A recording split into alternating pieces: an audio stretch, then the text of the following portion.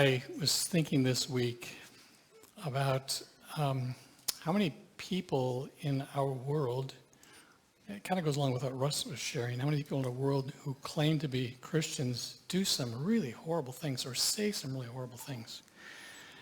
And I was thinking about that, and I think there's this idea in Western culture that to be a Christian, you simply need to follow whatever Jesus said.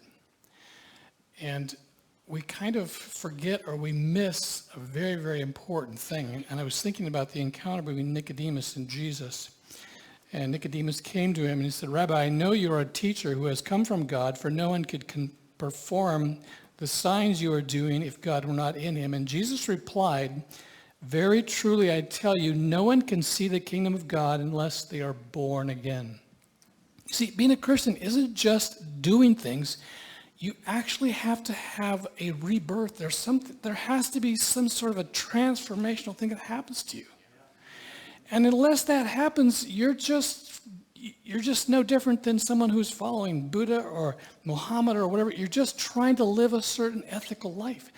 But a Christ follower is someone who has had this spiritual encounter. Your life has been changed. You go a different direction. You see life differently.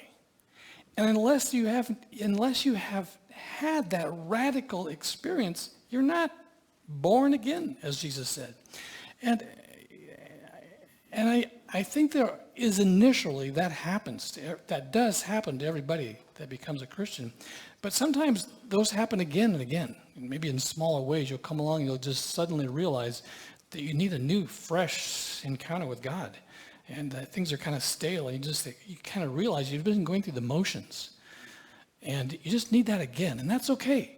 And there are those times. But I guess I was just compelled to say that because maybe we forget some of the important verbiage. And we neglect things like born again and coming to Christ and having a spiritual encounter. We just use words that sound, I don't know, pleasing to the culture.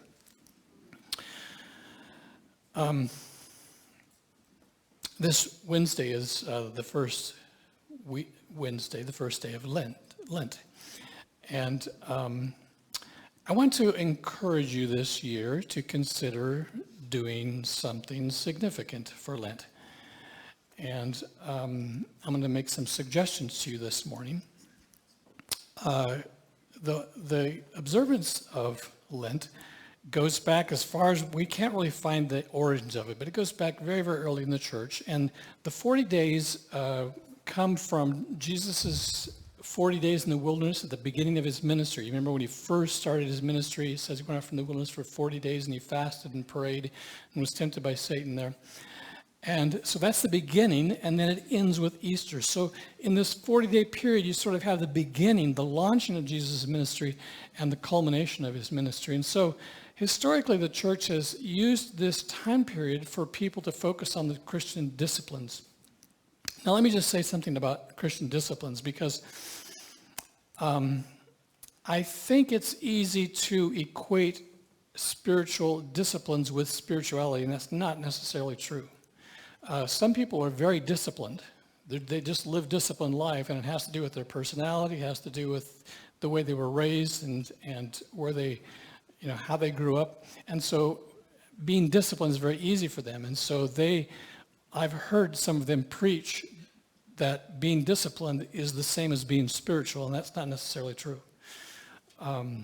But wherever we are and whatever disciplines we've learned, if we add disciplines to our life, that does enable us to experience God in a deeper, sometimes a fresh and a new way. And so I want to talk to you about some areas and encourage you to consider some things. And I'm specifically going to talk about addictive behaviors this morning. And discipline is something which pretty much has to come from outside.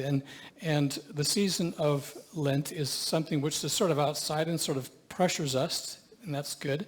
Sometimes they come from other people. Sometimes they come from work. Sometimes there are various ways that you learn to be disciplined, or forced, in a sense, to be disciplined. Pushed, maybe is a better word, to be disciplined. And sometimes it helps to have an accountability partner in this. So that might be something you want to think about is you only have 2 days to think about it, but if there's something you're really struggling with, you think, well, it would be really helpful if somebody would sort of ask me every day, how you doing in this area? That might help. So that might be something you want to consider. Probably shouldn't be your spouse.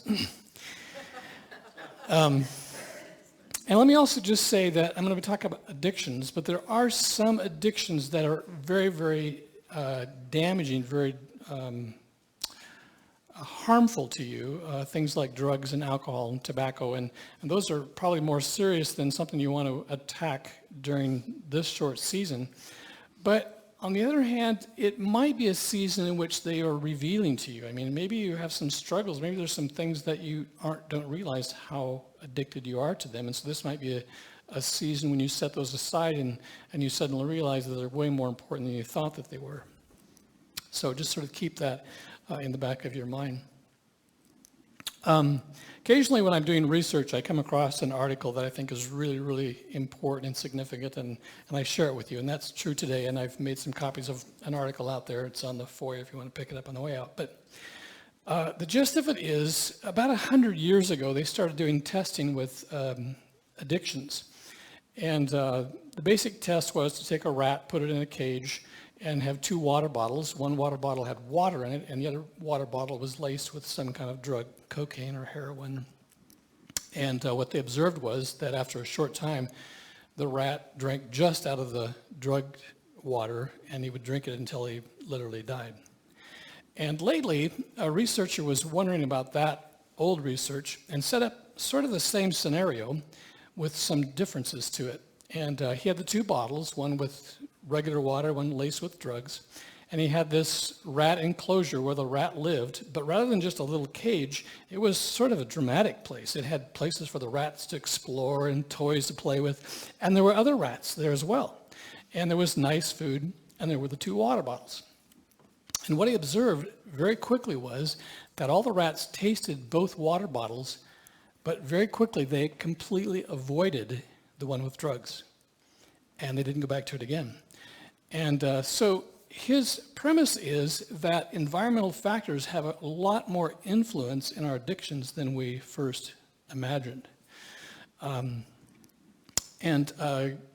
that's true not only of rats, but it's true of humans as well.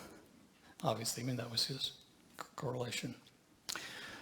And what we find is that oftentimes the things that we are addicted to are there to replace something that we truly need in our life. And so as we examine and as we explore some of the things we are addicted to, it is helpful to kind of go back and say and try to explore with God's help and with prayer and maybe even with some fasting and saying, what's the source of this? And is this something that was generational, maybe something that was passed down? Or was there something in my upbringing that caused there to be something missing in me that's forcing me to struggle in this area? So anyway, this morning I want to talk to you about a few areas that you might consider.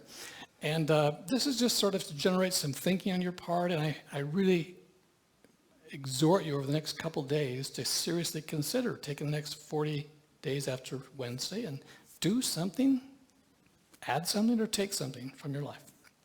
So maybe the first obvious one to talk about is food.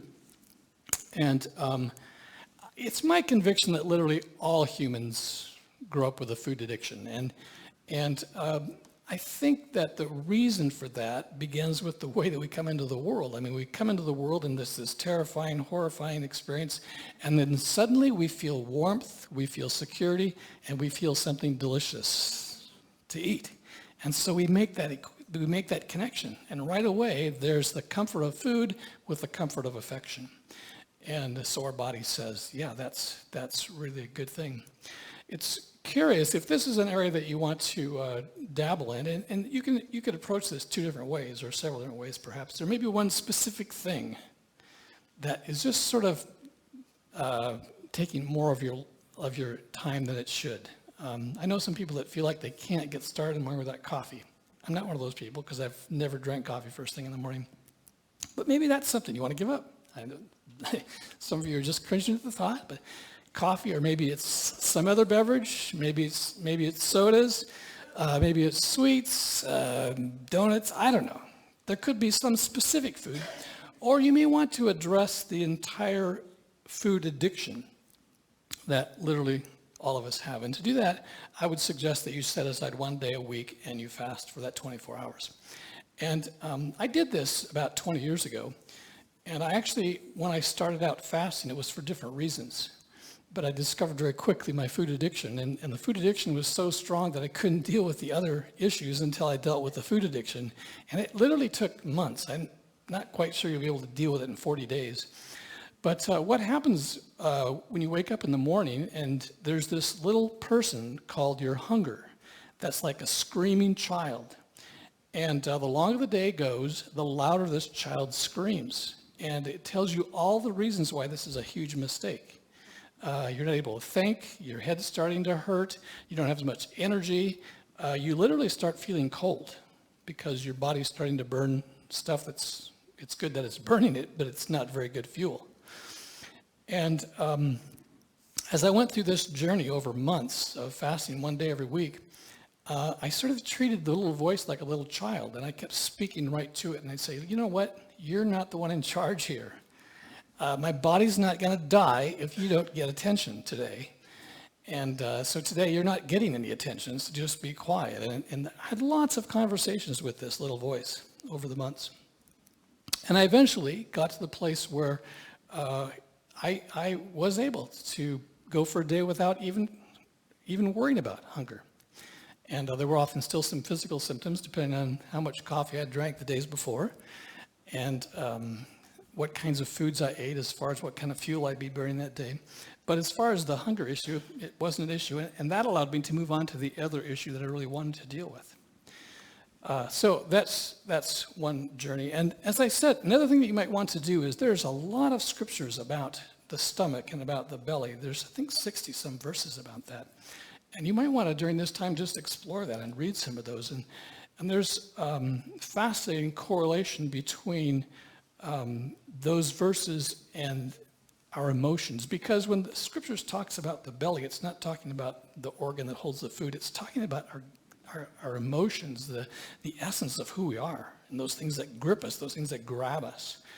And those, we are supposed to be in control of them, not them in control of us.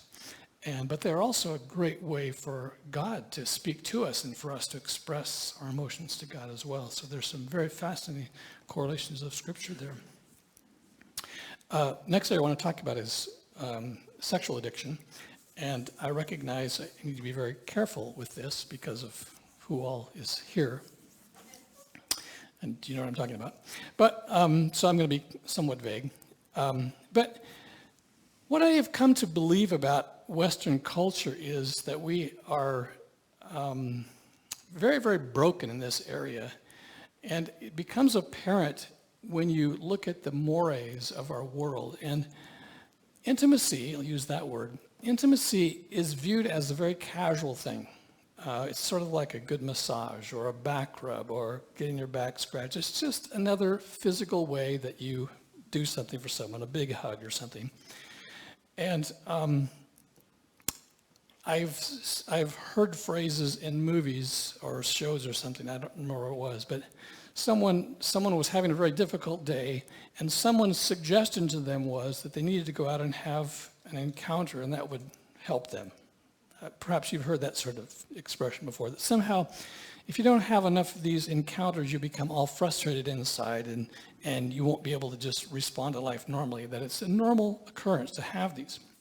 Now, what's really curious in our culture is there's that attitude, but if people are in a relationship and there's any sort of divergence in that area, it destroys the relationship. Do you see the incongruence there? I mean, on one hand, it's just a back rub, it's just a massage, whatever you do is fine. And over here, one instance, and it destroys a relationship. And I think that's because in our being, in that part of us in which we are created in God's image, we know that there's something deeply sacred and spiritual about this act. It's not just a massage. It's not just a back rub. It is two people that are literally, spiritually, I believe, in a sense, encountering God. And to make light of it like that is destroying our culture and destroying us. So, according to the statistics, in this group of people, there's probably 6 or 8 people that are struggling with pornography. And that's sort of along the same lines. It's all connected. So it's not something which is outside the church. And even if you're not struggling with pornography, it's probably something that a great many of you struggle with just in your thought life. My conviction is the way that God created us is to be like geese. Yesterday there was a flock of 7 geese in my pond. And I looked at that and I thought, that's really interesting, because one of those geese will never have a partner, because they had a partner, but the partner was lost. And geese mate for life.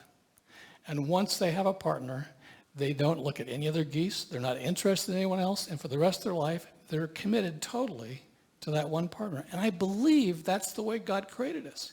And you just think about what the world would be like if we were all like that. There wouldn't be any pornography, because who cares? I don't care what that person looks like or what they're doing. It has no interest in me, because I'm only interested in that one. All of my interest, all my desire. And I believe, and I in fact know, that you, with power of God, can transform your mind to think that way. Wherever you are, however you struggle with your thought life, with the things around you, you can, with God's help, be transformed to think in that way. And you'll not be tempted by that anymore. If you want to know more about that, and if you're a guy, I'm not going to talk to girls about this, I'd be happy to meet with you and explain to you the process as to how that can happen.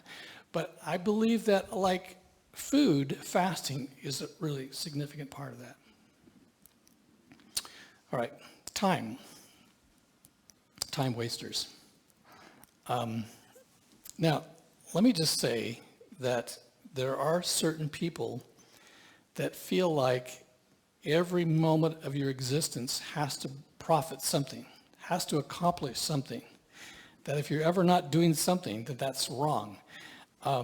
Brain scientists have showed us and have taught us that the brain only efficiently functions from between 10 and 20 minutes maximum, and it needs a break.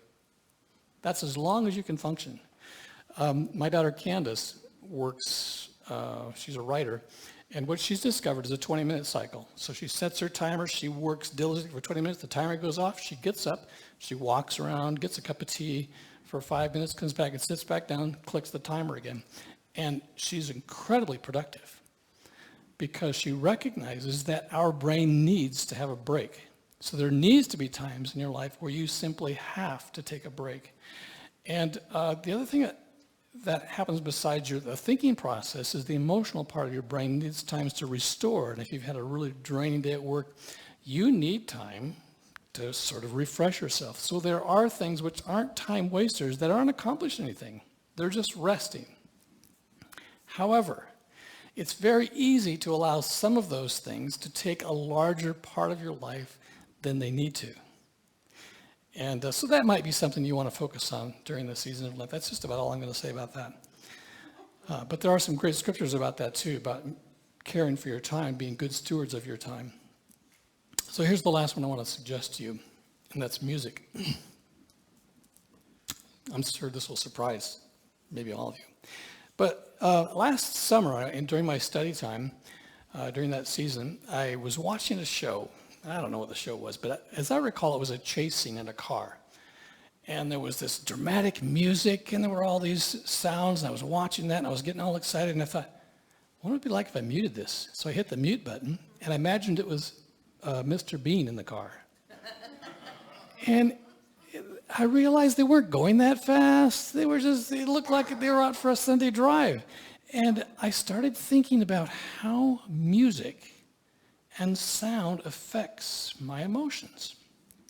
And so since then, I've been doing a lot of reading and research about it. And we obviously are people who are extremely tied to music, and that music really affects our emotions, and they have discovered that different people are affected by different music depending on what they were experiencing when they heard it, or what age they were when they were heard, or what sorts of things were happening in their life when they heard it. And so those particular songs either make them feel good or they make them feel sad. And so we tend to listen to the music that seems to fit with the mood that we're in to sort of reinforce those emotions, which is interesting and fine. But the danger, I think, is that we sometimes assume that the music, or that the emotion that the music is eliciting, is the same as worshiping God. That makes sense? Let me say that perhaps in a different way. You can have a powerful music experience that's very emotional, and you can presume that that emotion is the same emotion that you feel toward God, when in fact it's just the music that's eliciting the emotion. So you may or may not have been aware, but since last July, I've been fasting from music. And just because I want to understand my relationship to music, but I also want to experience being able to love and being able to feel emotion for God without it, or even for life without it. And it's really been a fascinating experience. So when I'm driving in the car, I don't listen to music. I don't listen to music when I work out. I used to always listen to music when I project. I don't do that anymore. And obviously I have to have music here Sunday morning.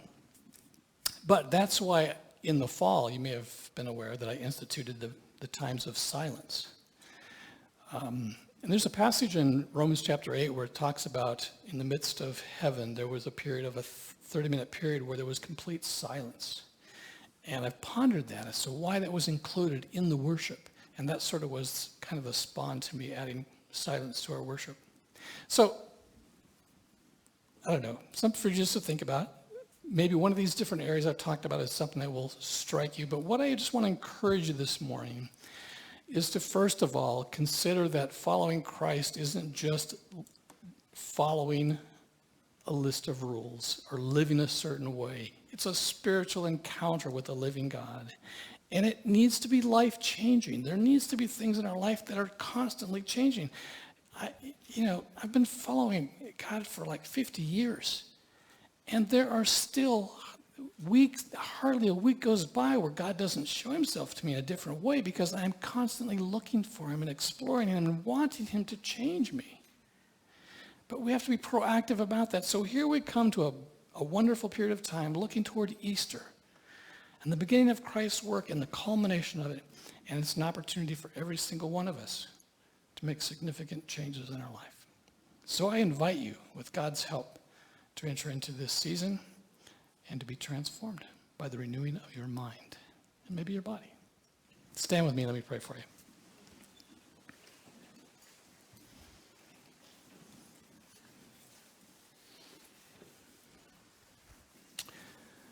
May the power that raised Jesus from the dead literally transform you in the days ahead.